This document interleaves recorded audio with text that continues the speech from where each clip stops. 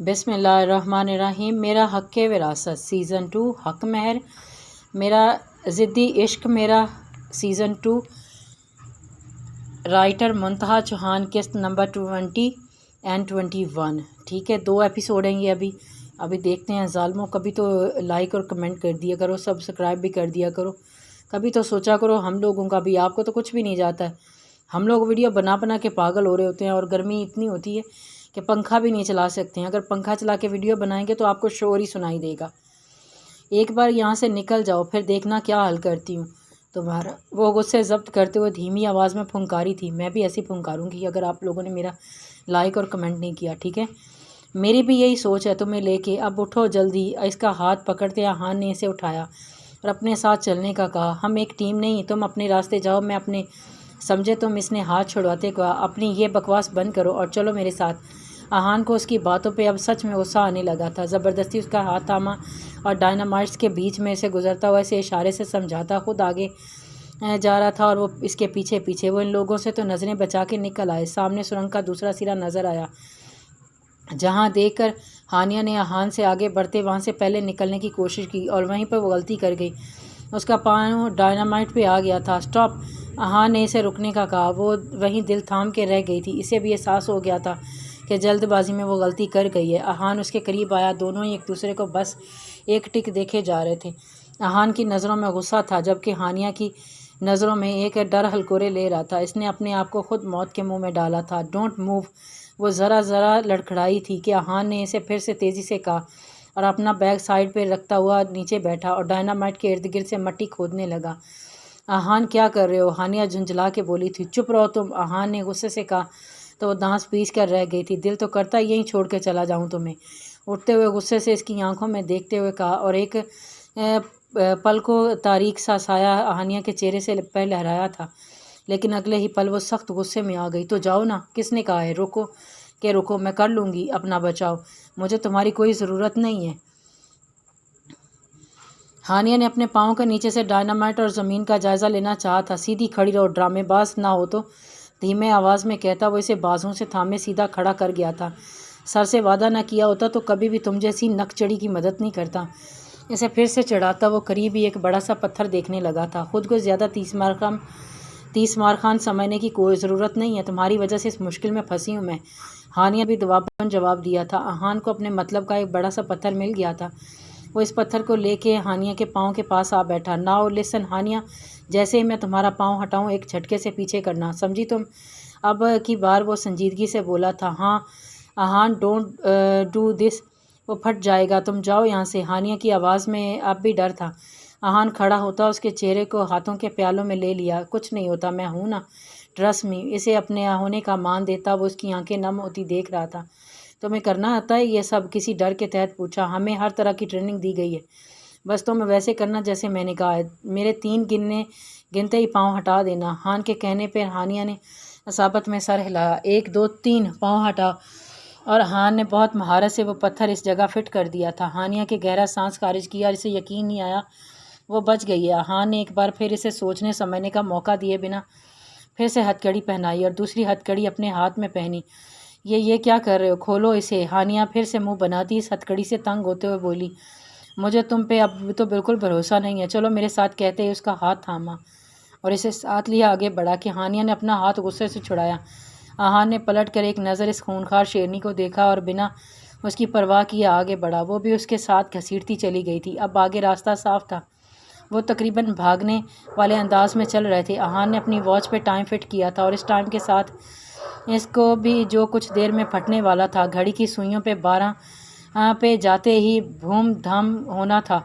ये क्या, रास्ता तो बंद है इस तरफ। हानिया परेशान हुई। आगे जाते ही वो दोनों रुक गए थे। अब अहान ने सारी तरफ नज़र दौड़ाई, एक एक दीवार को चेक किया तो एक दीवार इसे सेमज़दा लगी। वहाँ से पानी टपक रहा था। बैग से एक छोटा सा बम निकाल कर वहाँ फिट किया और हानिया को लिए पीछे हुआ। कुछ ही देर में ज़ोरदार धमाका से फटा और दीवार टूट गई। उठो, हानिया का हाथ थामे वो इस तरफ आया था और इससे लम्हे ज़मीन ज़ोरदार तरीके से गड़गड़ाई और दोनों एक दूसरे के सहारे ही खड़े रहे। लेकिन ज़मीन के हचकोले बढ़ते जा रहे थे। ब्लास्ट हो चुका था। इन्हें जल्द अज जल्द वहाँ से निकलना था। वो लड़खड़ाते हुए दीवार के पास आए और दूसरी तरफ के मंजर देखकर वो एक लम्हे को سن سے ہو کر رہ گئے تھے۔ وہ بہت گہرا پانی تھا اور کافی اونچائی پہ تھا۔ تیرنا آتا ہے؟ ہاں نے اس کی جانب دیکھتے ہوئے استفادہ کیا۔ میں نے ٹریننگ میں سب سیکھا ہے، لیکن ابھی اس کے الفاظ منہ میں ہی تھے کہ زمین ایک طرف سے پھٹتی شعلوں میں پھیل گئی تھی۔ ہاں نے پیچھے آگ کے شعلے آتے دیکھے تو ایک سیکنڈ کی بھی دیری کیے بنا ہانیہ کا ہاتھ تھامے کود گیا تھا۔ اس گھنے جنگل میں ہانیہ کی چیخ پھیلتی چلی گئی۔ پانی کی لہروں میں شدید ارتشا پیدا ہوا۔ وہ دونوں پانی کی لہروں کے ساتھ بہتے چلے۔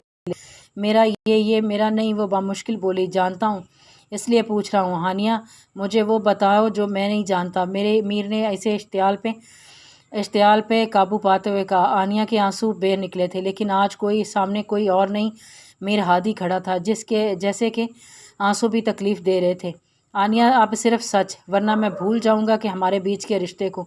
میر ہادی کے اتنے سختی پہ کہنے پر وہ بری طرح سہم گئی تھی۔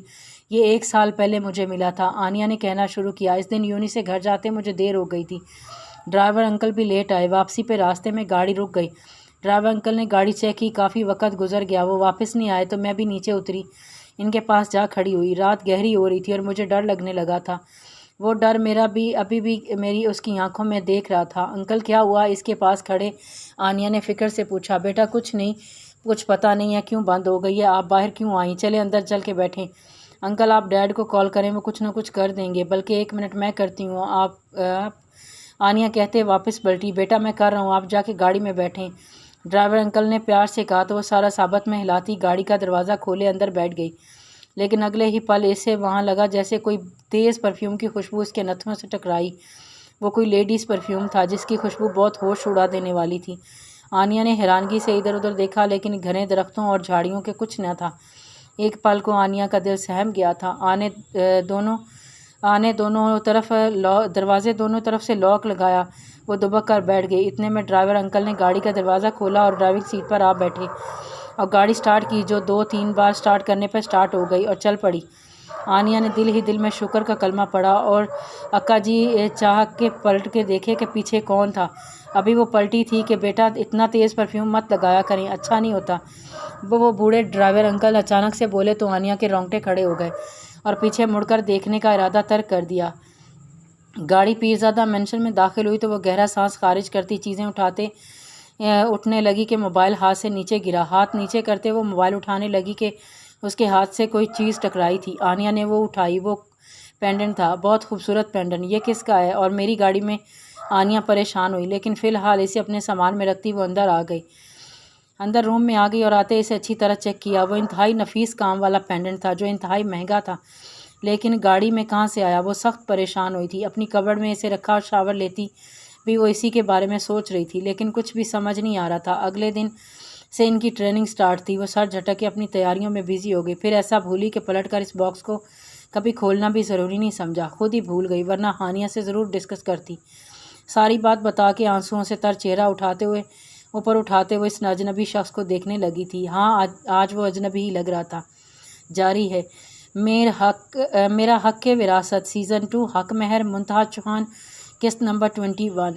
ساری بات بتا کے آنسوؤں سے تر چہرہ اوپر اٹھاتے ہوئے اس اجنبی شخص کو دیکھنے لگی۔ ہاں، آج وہ اجنبی ہی لگ رہا تھا۔ پاس پڑا وانس زور سے ہاتھ مار کے نیچے گرایا کہ ہانیہ سہم گئی، منہ پہ ہاتھ رکھے اپنے آنسوؤں کا گلا گھونٹے وہ کچھ بول ہی نہیں پائی تھی۔ میر ہادی کے چہرے پہ کرب تھا، ایک ایسا کرب تھا کہ وہ چاہ کر بھی اپنے اندر کے درد کو، اپنے غبار کو نہیں چھپا پا رہا تھا۔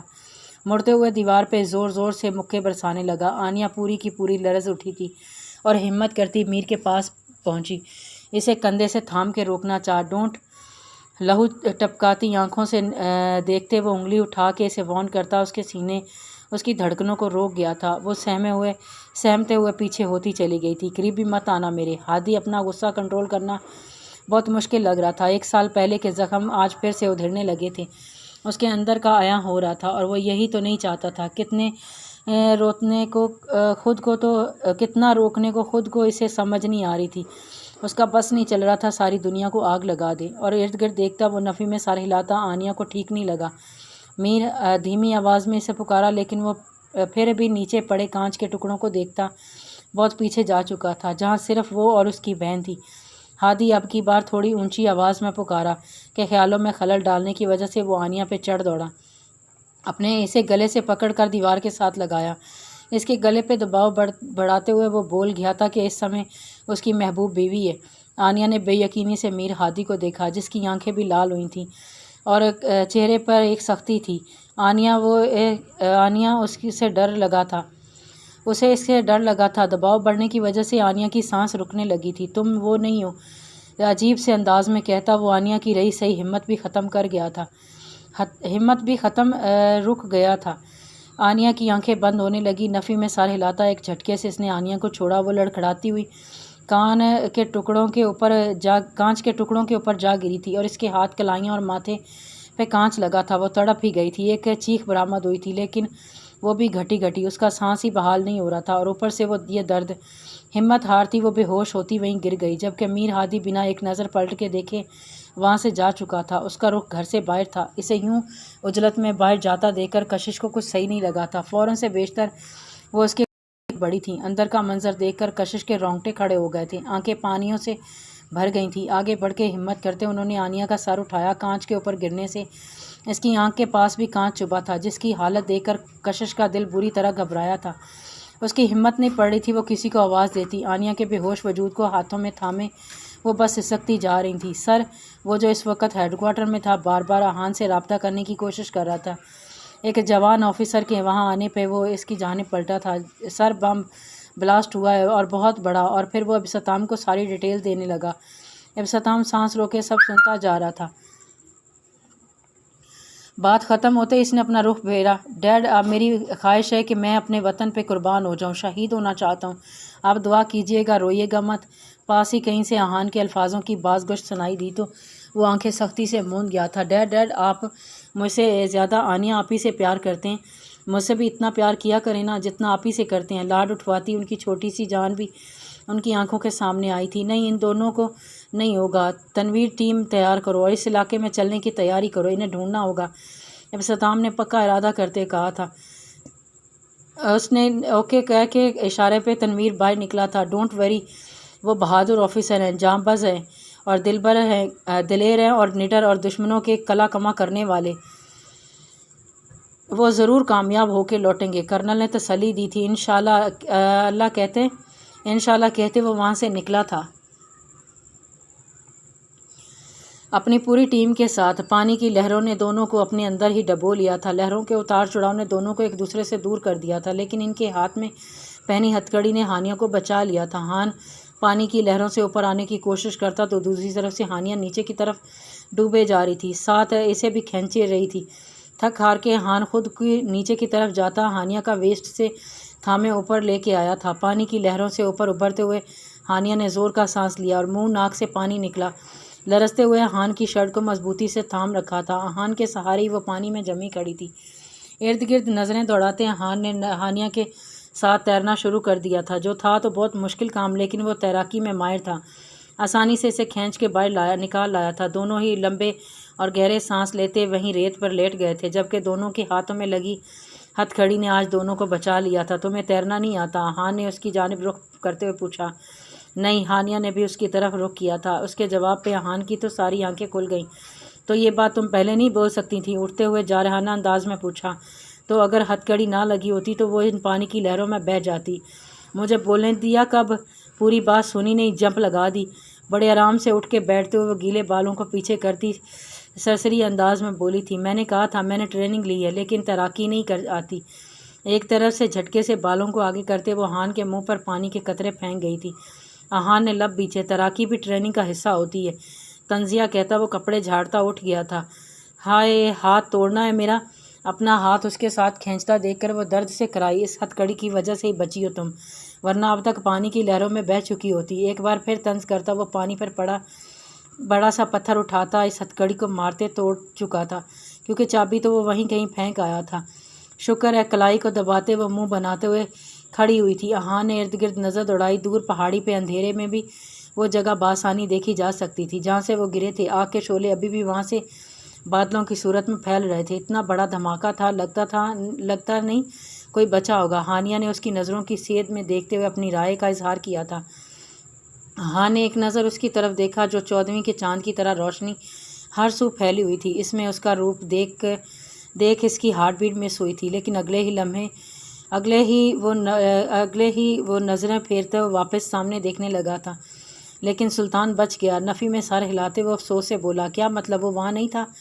سارا پلان فیل ہو گیا۔ ہانیہ نان سٹاپ شروع ہو چکی تھی، لیکن یکدم سے کسی جانور کے گھرانے کی آواز پہ احان نے اس کے چلتے منہ پہ ہاتھ رکھا تھا۔ وہ اسے چپ رہنے کا اشارہ کیا تھا۔ ہانیہ نے بھویں اچکیں اور اسی لمحے ہانیہ کو بھی آواز آئی تو وہ سہم سی گئی تھی۔ کوئی شیر ہے، ہانیہ دھیرے سے بولی۔ شیر نہیں، گویا بھیڑیا ہے، احان نے آواز پہ غور کرتے ہوئے کہا۔ تو ہانیہ نے منہ بنایا، تمہیں پہچان نہیں ہے شیر سے؟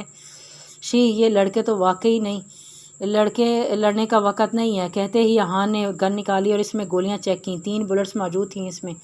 وہ دیکھو، ہانیہ اس کے کان میں چلائی۔ سامنے ہی 2 بڑی بڑی آنکھوں والا ایک بھیڑیا انہی کی تاک میں گھات لگائے بیٹھا تھا اور ان پر اٹیک کیا جاری ہے۔